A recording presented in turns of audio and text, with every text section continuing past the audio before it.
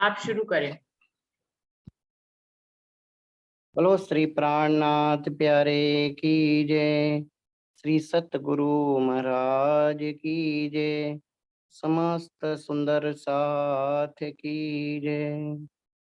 प्रणाम जी, सभी सुंदर साथ जी को प्रेम प्रणाम। मुझे रास आ गया है, मुझे रास आ गया है, तेरे दर पे सर झुकाना मुझे रास आ गया है, तेरे दर पे सर झुकाना मुझे मिल गई है रूहें, मुझे मिल गया ठिकाना, मुझे मिल गई है रूहें रूहें, मुझे मिल गया ठिकाना, मुझे रास आ गया है, तेरे दर पे सर झुकाना मुझे रास आ गया है। अपनी रूहों के खातिर पिया धाम से चल के आए, अपनी रूहों के खातिर पिया धाम से चल के आए, पकड़ा है हाथ मेरा, हाँ पकड़ा है हाथ मेरा, अब धाम लेके जाना मुझे रास आ गया है, मुझे रास आ गया है, तेरे दर पे सर झुकाना मुझे रास आ गया है। तेरी आस की से पहले मुझे कौन जानता था, तेरी आस की से पहले मुझे कौन जानता था, बैठे हो आके दिल में, हाँ बैठे हो आके दिल में, मेरा फकत बहाना मुझे रास आ गया है, तेरे दर पे सर झुकाना मुझे रास आ गया है, तेरे दर पे सर झुकाना मुझे मिल गई है रूहें, मुझे मिल गया ठिकाना, मुझे मिल गई है रूहें रूहें, मुझे मिल गया ठिकाना, मुझे रास आ गया है, हाँ मुझे रास आ गया है, तेरे दर पे सर झुकाना मुझे रास आ गया।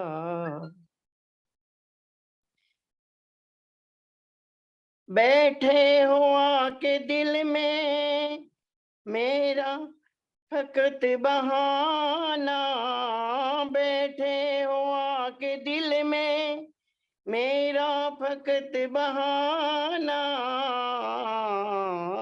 मुझे रास आ गया है, तेरे दर पे सर झुकाना मुझे रास आ गया है, तेरे इश्क ने मुझको पागल बना दिया है, तेरे इश्क ने मुझको पागल बना दिया है, महबूब अब है अपने, हाँ महबूब अब है अपने, रूठे अगर जमाना मुझे रास आ गया है, तेरे दर पे सर झुकाना मुझे रास आ गया है, तेरे दर पे सर झुकाना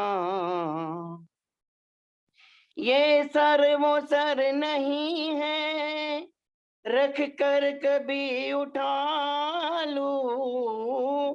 ये सर वो सर नहीं है, रख कर कभी उठा लूं। सर रख दिया है मैंने, हाँ सर रख दिया है मैंने। आता नहीं उठाना, सर रख दिया है मैंने। आता नहीं उठाना, मुझे रास आ गया है। तेरे दर पे सर झुकाना, मुझे रास आ गया है। तेरे दर पे सर झुकाना, मुझे मिल गई है रूहें रूहें, मुझे मिल गया ठिकाना। मुझे मिल गई है रूहें, मुझे मिल गया ठिकाना। मुझे रास आ गया है, तेरे दर पे सर झुकाना, मुझे रास आ गया है। तेरे दर पे सर झुकाना। साहों के शहंशाह का बड़ा ठाठ है सुहाना। साहों के शहंशाह का बड़ा ठाठ है सुहाना। तेरे दर को मैंने समझा, हाँ तेरे दर को मैंने समझा। अरसों के आसियाना, तेरे दर को मैंने समझा। अरसों का आसियाना, मुझे रास आ गया। तेरे दर पे सर झुकाना, मुझे रास आ गया है। तेरे दर पे सर झुकाना, मुझे मिल गई है रूहें रूहें, मुझे मिल गया ठिकाना। मुझे मिल गई है रूहें, मुझे मिल गया ठिकाना। मुझे रास आ गया है, तेरे दर पे सर झुकाना।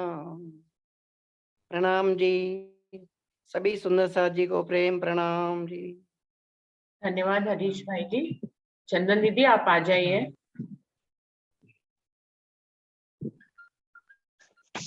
प्रणाम जी। प्रणाम जी। बोलो सतगुरु महाराज की जय।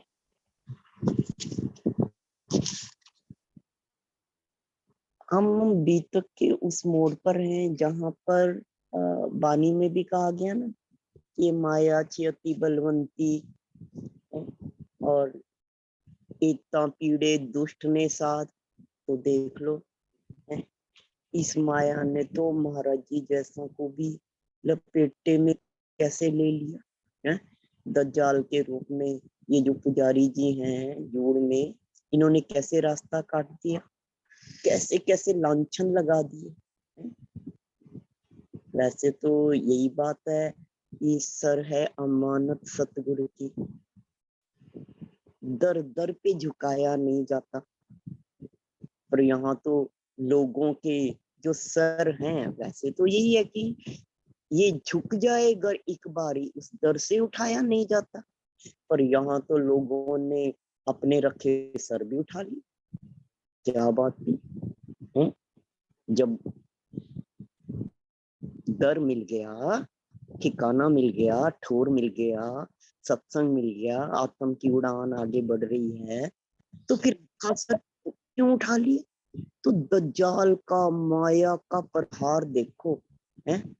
सर में कमी क्या या दर में कमी? दर में तो कोई कमी नहीं थी, दाता में तो कोई कमी नहीं थी, देने वाले में तो कोई कमी नहीं थी।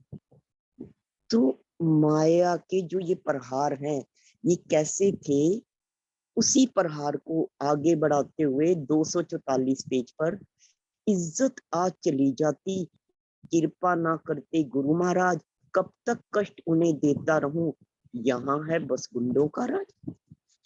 जब जूड़ में 5 गांवों की पंचायत बैठी और पंचायत की बैठने पर ऐसे महाराज जी को भी बुलाया गया, पर सतगुरु महाराज ने ऐसी कृपा करी कि एकदम सबके मुंह पर कुलफ लग गए। कोई भी तो ऐसा व्यक्ति नहीं जो कि जूड़ के इस प्रसंग के बारे में उठकर पंचायत के सामने ये कहता कि जी यहाँ पर ये हो रहा है। कारण वैसे तो देखो, सतगुरु महाराज की कृपा तो छत्र छाया, तो जब साक्षात हृदय में बैठ रहे थे महाराज जी तो हर समय उन्हीं का गुणगान करें कि उनकी कृपा, उनकी कृपा, उनकी कृपा। लेकिन वो तो स्वयं ही हृदय में विराजमान थे। सत के पीठ पीछे तो जितने मर्जी कोई लांछन लगा, जब महाराज जी स्वयं पंचायत में आ गए तो महाराज जी के आते ही उस पंचायत में माहौल ही ऐसा बदल गया कि और पड़ती भी हिम्मत कैसे। अगर किसी ने कुछ देखा होता तो, कुछ सच्चाई होती तो किसी में दम भी होता कहने का, पर यहाँ पे तो सच्चाई थी नहीं। क्या जूड़ के पुजारी ने कुछ देखा था? क्या जूड़ के पुजारी ने अपनी आंखों से, जूड़ का पुजारी चाहे तग्गू था, दिन रात खोट महाराज जी में दोष देखने में लगा रहा था, पर उसने अपनी आंखों से जो दोष आरोपण वो महाराज जी पे लांछन लगा रहा था, उसको प्रत्यक्ष रूप में उसने अपनी आंखों में, ना उस देवी में कोई खोट था, वो तो भावी भूर के रो देती थी। हाँ? या कई बार आदमी हो नहीं जाता कि इतना यादव हो जाता है कि वो अपने तन को नहीं संभाल सकता, लेकिन महाराज जी तो आंखें बंद की, आंखें मूंदे अपने सत्संग में वो है। ऐसा भी कोई कर्म तो नहीं देखा था। तो ऐसे सारा ही माहौल ऐसा बना हुआ था, और बाकी लोग जो थे वो कैसे कह देते, वो तो सिर्फ सुनी सुनाई बात के दम पे थे। वो महाराज जी से आंखें उन्होंने महाराज जी की तरफ से फेर ली थी, मतलब निंदा चुगली का उन पे इतना असर पड़ा था, लेकिन उन्होंने तो आंखों से नहीं देखा था, उन्होंने तो सिर्फ सुना था। कहने वाला तो पुजारी था, लेकिन पुजारी भी वहां कहाँ पंचों के सामने उठ के क्या कहता, कहता भी अगर खड़ा भी हो जाता तो क्या कहता, तो किसी ने कुछ कहा ही नहीं। तो महाराज जी इतना ज्यादा सतगुरु महाराज को अपने हृदय में धन्यवाद दे, अपने बल की नहीं कह रहे, अपने सत पे नहीं, कोई और होता तो दवा भरता भी, देखो मेरे में इतना सत, अगला बोल ही नहीं पाया। पर महाराज जी क्या कह रहे, कृपा ना करते गुरु महाराज, अगर आज सतगुरु महाराज की कृपा ना होती, भाई आज तो ये इज्जत चली ही जाती है। कब तक उन्हें कष्ट देता रहूं, वहां है बस गुंडों का राज। और अगर मैं यहाँ रुक गया, मन ने एकदम ही निर्णय ले लिया था, कुछ क्या निर्णय ले लिया था है कि अब मैं क्या, सतगुरु महाराज देखो जो जैसा होता है उसकी प्रवृत्ति तो वैसी ही हो। कितने हद तक भी किसी को आदमी कितना भी सत्संग में उठ बैठ ले, जो अंदर अगर वो सत्य का अंकुर नहीं है तो फूटेगा कैसे है। कि कब तक महाराज जी ने सोचा, यहाँ जब लोग बाग ऐसे हैं जो सत्य के खड़े ही नहीं हो सकते। अब इस समय सत्य और असत का युद्ध था, कोई वो युद्ध नहीं था जिसे कहते हैं कि फिजिकल लेवल पे, सत्य और असत, धर्म और अधर्म की लड़ाई थी। पर क्या 5 गांवों के लोग धर्म का साथ दे रहे थे कि अधर्म का? अगर धर्म का साथ दे देते तो उस कमबख्त दुष्ट पुजारी की, दज्जाल रूप पुजारी की बात ही ना सुनते, तो क्या पंचायत बैठती? साथ किसका दिया, सुनवाई किसकी हुई? सत्य कभी भी अपनी, सत्य कभी भी अपनी सच्चाई अपने लिए सफाई पेश ना करे। सच्चाई को सफाई की जरूरत ही क्या है? महाराज जी ने देखो इस पूरे प्रसंग में, ठीक है अपने साथी सुंदर साथ को ये जरूर कहा जब ये पता चला कि मुद्दा ये है कि भाई हम तो पंचायत में जरूर जाएंगे, हमारी खातिर तुम क्यों पंचायत में उपस्थित रहोगे, हम स्वयं वहां खुद ही जाएंगे। ये बात तो जरूर करी, पर क्या कहीं भी किसी को एक शब्द में भी अपने बारे में कोई सफाई पेश करी क्या? तो महाराज जी ने हृदय में ये सोचा कि ये लोग तो अगर यहाँ ऐसे दुष्ट लोग हैं, ऐसी गंदी प्रवृत्ति के लोग हैं, ऐसे विचारों वाले लोग हैं, तो भाई यहाँ तो गुंडों का ही राज है, उनका ही बोलबाला है, यहाँ पे रुक के भी क्या करना। उठा ना रखी कसर किसी ने देने में बदनामी तो, लेकिन गुरु दृष्टि से एकदम बंद हुई हर एक की भोंक। ये तो हमारे सुनने में देखने में आ रहा है कि बदनाम करने में तो किसी ने कोई और कसर नहीं छोड़ी थी, लेकिन ऐसी कृपा, ऐसी पीछे से ही धनी की ऐसी मेहर चल रही कि महाराज जी के सामने किसी की जुबान खुली नहीं, सब किसी की ये जो भी बकवास कर रहे थे एकदम ही बंद हो गई। अब महाराज जी के जो हृदय में बात उठी है वो है, ऐसी जगह नहीं रहना। अब आसन उठा लिया तत्काल, जितने अपने अनुयायी थे मत पूछो क्या हुआ मला, एकदम ही महाराज जी किसी स्थान से चिपक रहे थे क्या? महाराज जी को कोई स्थान के चढ़ावे से कोई लगाव था क्या? उसकी चाहना थी क्या? भी महाराज जी तो जहां भी बैठते, संत पुरुष अगर हम देखें दुनिया में भी, देखो ऐसे लोग जहां भी बैठे वहीं अपने आप स्वतः ही मंदिर बन जाए। उन्हें किसी भी मंदिर की, किसी भी आश्रम की, किसी भी ऐसे स्थान की जरूरत नहीं है। जहां जहां उनके कदम, जहां जहां उनकी बोलबानी वचन बोले जाएं, वो स्थान ही पवित्र होते चले जाएं। तो महाराज जी को क्या लगाव था झूठ से?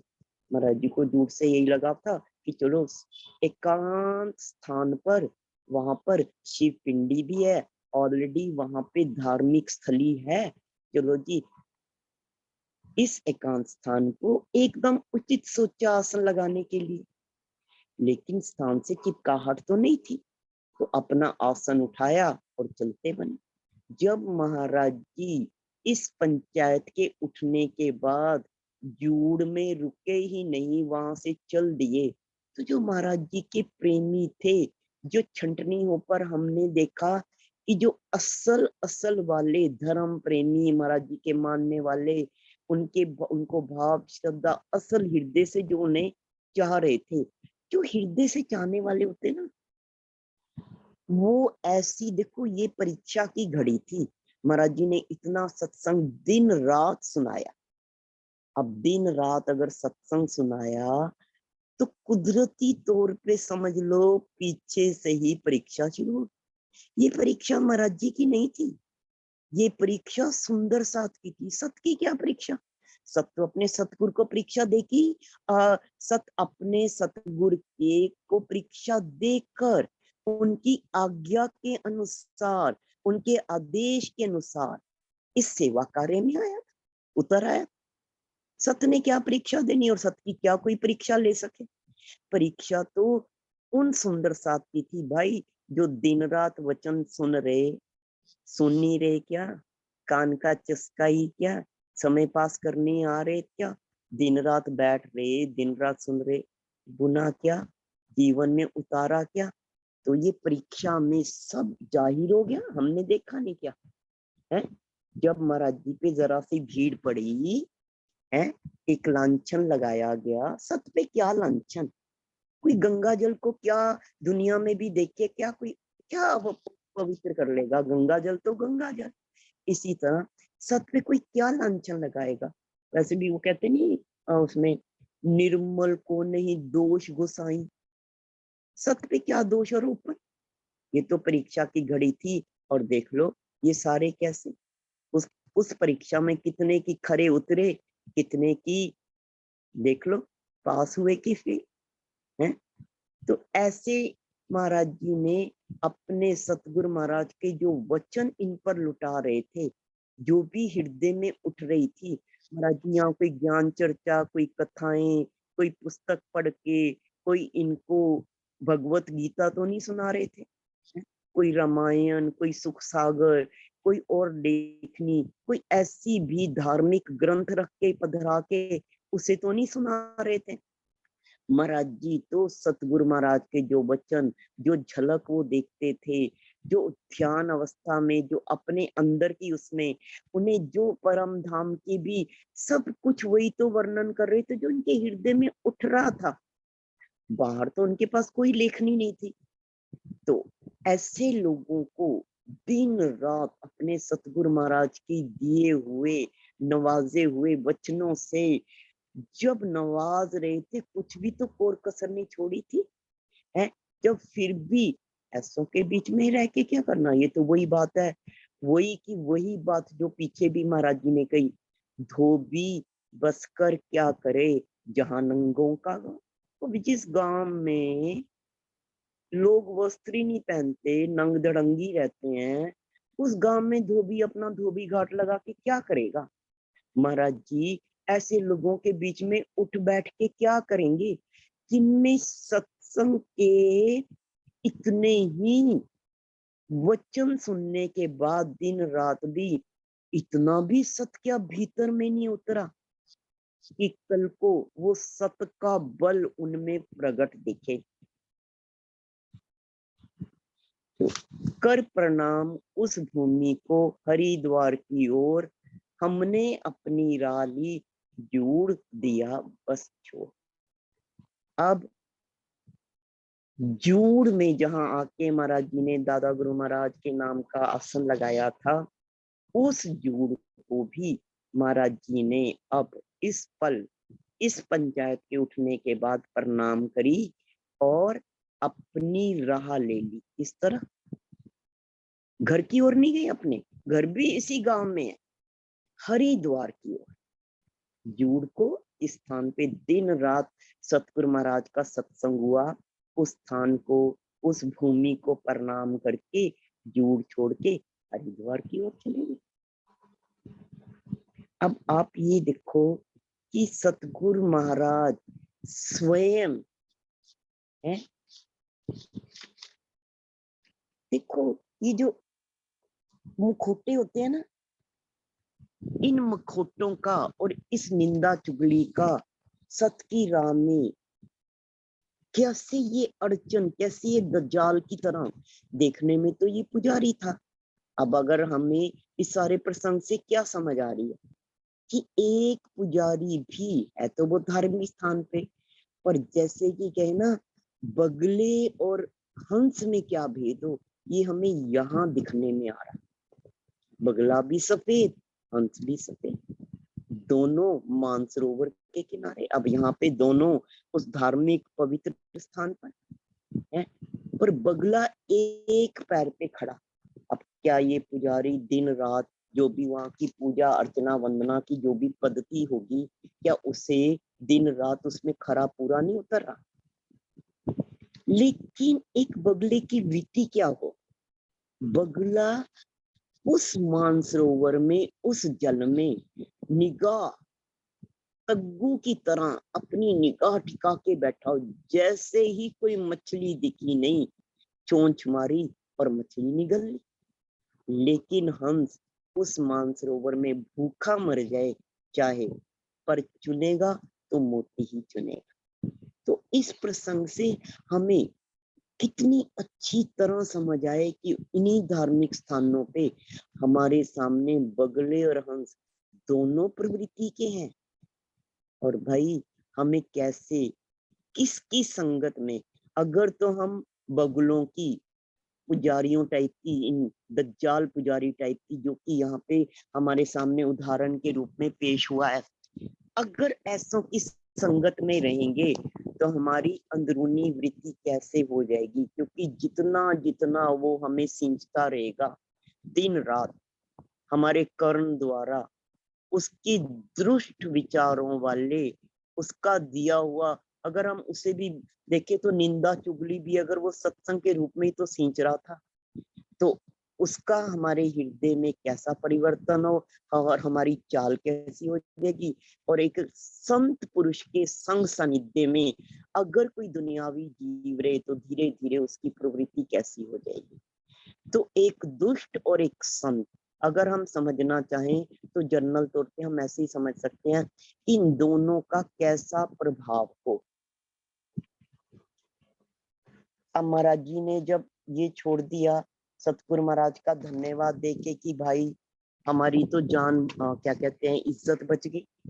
और काफी रोज उधर विचरे हम, एक रोज वापिस आए और वहां से जब हरिद्वार में काफी रोज विचरण करने के बाद, रुकने के बाद वापिस इधर फिर आए। जब जूड़ छोड़कर हरिद्वार चले गए, हरिद्वार कुछ काफी रोज रहने के बाद, रुकने के बाद वापिस फिर इधर आए। तो जब महाराज जी वापिस आ रहे थे हरिद्वार से बड़ौदा की तरफ, तो हरिद्वार से इधर बड़ौदा की तरफ वापिस आने, महाराज जी तो पैदल यात्रा ही किया करते थे।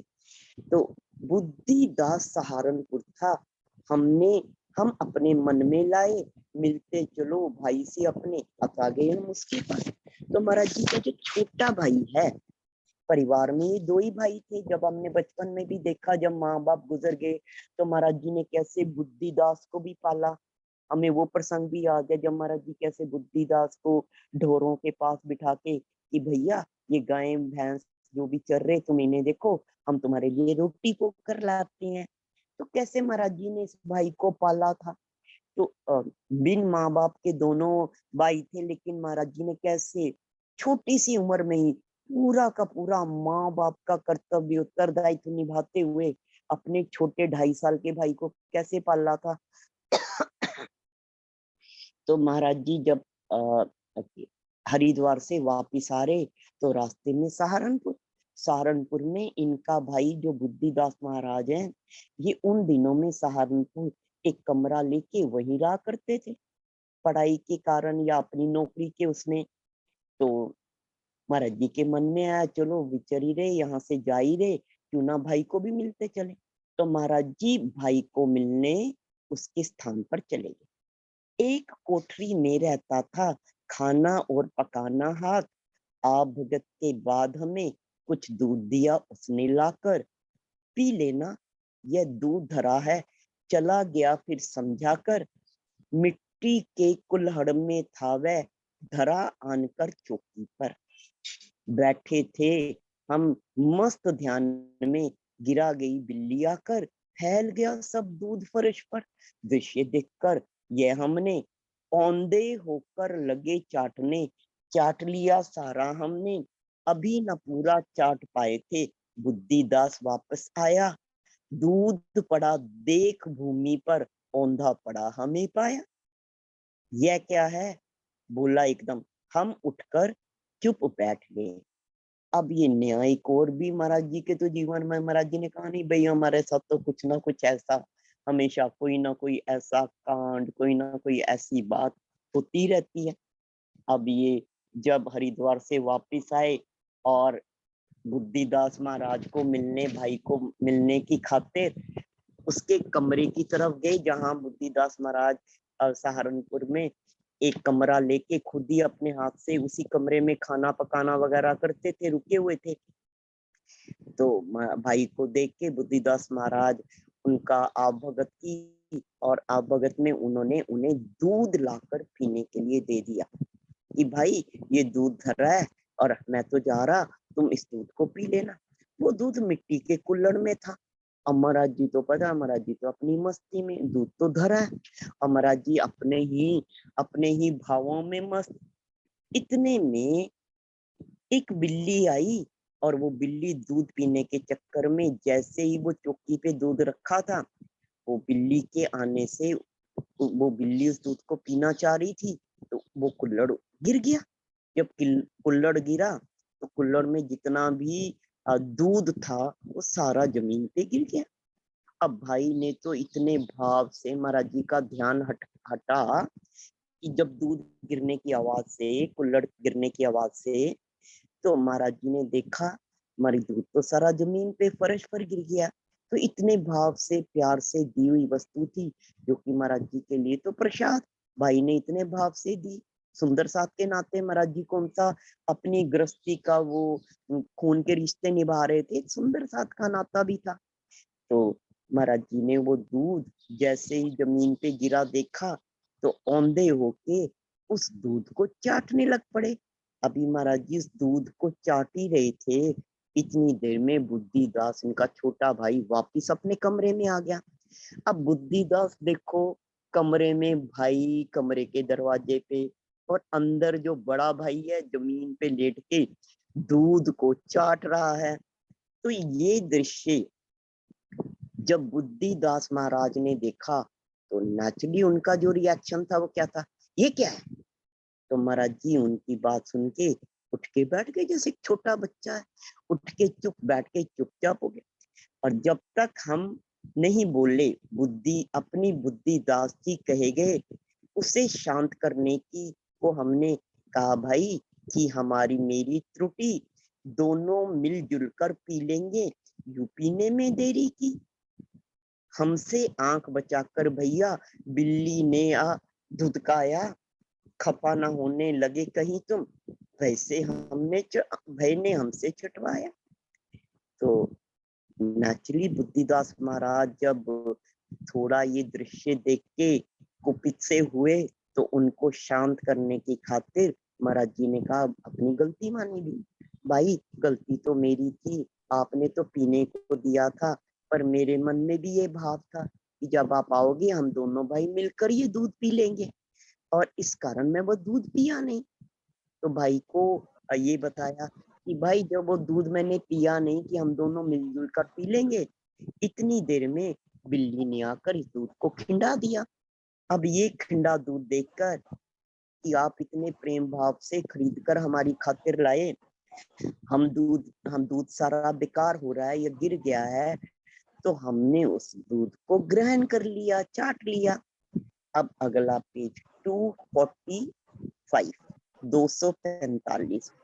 दूजे भाई दूध ही तो था, चाट लिया, क्या गलती की, अमृत है ये मृत्यु लोक का, खूंट भाग्य ही से मिलती, अगर गिरा था धो देते हम, पीने को ला देते। और लेकिन यह किया आपने, मानव के थे कब से तारे, इतनी भी समझ नहीं किया, ढंग है सब हैवानों की, जरा सोच कर देखो तुम में इंसान। अब बुद्धिदास महाराज को महाराज जी तो कह रहे भाई दूध ही तो था, फिर क्या हो गया अगर चाट लिया, तो चाटने में क्या बुराई है, दूध तो अमृत है, दूध तो अमृत है, और भाव से दिया हुआ दूध प्रसाद रूप में, ये तो भाग्य से ही मिले। तो लेकिन बुद्धिदास महाराज तो गुस्सा चढ़ के अपने भाई का रंग ढंग देख के, तो वो तो कह रहे भाई अगर दूध गिर भी गया था तो क्या हो जाता, हम इस जगह को धो देते, हम पीने के लिए और दूध ले आते बाजार से, लेकिन आपने क्या किया, आपके रंग ढंग थे इंसानों के, आप तो शुरू से हैवानों जैसी तो आपकी हरकतें। छोटा भाई महाराज जी को अनाप शनाप बोलता ही जा रहा है, तुम्हें तो इतनी भी समझ नहीं है, क्या ये तरीका है दूध पीने का, सोच के तो देखो, तुम इंसान के चोले में हो, जानवर के चोले में नहीं हो, है, और क्या रंग ढंग देखो अपने सब जानवरों जैसे। अब भाई बोलता जा रहा और महाराज जी चुपचाप सुनते रहे, अपने होंठ खुले नहीं आगे, सिर्फ रहे सुनते हम तो, बहुत देर हमको समझाया, दिया सबक काफी हमको। अब बुद्धिदास महाराज जी जो महाराज जी से छोटे भाई थे, जिनको महाराज जी ने खुद पाल पोस के बड़ा किया था, अब वो महाराज जी को लेक्चर दे रहा, दुनिया में जीने के रंग ढंग सिखा रहा। और महाराज जी चुपचाप शांत बिना आगे से कुछ बोले, है, इतना तो जरूर कहा भाई दूध था, हमने सोचा मिलके पी लेंगे, गिर गया तो हमने चाट लिया, हमें तो इस अमृत को चाटने में क्या जोर। पर महाराज जी ने और कुछ नहीं कहा, जब उसने ऐसी बातें करनी शुरू कर दी कि अपने रंग ढंग देखो, जानवरों के, हैवानों के हैं कि इंसानों के हैं, तो उसने बहुत सबक बहुत समझाया महाराज जी को, अपनी तरफ से लेक्चर दिया। महाराज जी चुपचाप सारी बातें चुपचाप छोटे भाई की सुन के अगले दिन सुबह वहां से प्रस्थान कर अपनी जन्मभूमि इधर जड़ौदा की ओर आ गए। अब ये प्रसंग भी हमें क्या दर्शाता है? ये छोटा सा प्रसंग जिसमें दूध गिर जाता है और महाराज जी उस दूध को चाट लेते हैं, क्या दर्शाता है? क्या चीज दर्शाता है भाई? शुद्ध और अशुद्ध, पवित्र या अपवित्र, ये सब हमारे मन के और बुद्धि के उसमें है। एक शुद्ध निर्मल अंतस्करण वाले के लिए कुछ भी वस्तु अपवित्र नहीं। हम लोग कहाँ अटक जाएं कि इन्फेक्शन ये वो, हम लोगों की जो बुद्धि है बहुत आगे चले। और महाराज जी के लिए तो भाव में ही भगवान, और जहाँ इतना उच्च पवित्र भाव हो, इतना शुद्ध पवित्र भाव हो, वहां क्या अशुद्धि और क्या अपवित्रताई। तो महाराज जी ने छोटे से प्रसंग से जमीन पे गिरे दूध को खुद चाट के दिखाया कि भाई परमात्मा का दिया हर पदार्थ और भाव से दिया। सुंदर साथ के नाते अगर भाव से किसी ने तुम्हें कुछ परोसा, वो भी पदार्थ प्रसाद रूप में हो, और भाई प्रसाद को तो सिर माथे, प्रसाद अगर गिर भी जाए तो उसे उठाकर खाने में क्या दोष। तो इसी तरह महाराज जी ने इस प्रसंग में हमें हमारे अंदर की पवित्रताई शुद्धताई अंतर की हो, बाहर की ना हो। अब आगे, जैसे कोई अकेले फिरता धिके फिरते हो हम तो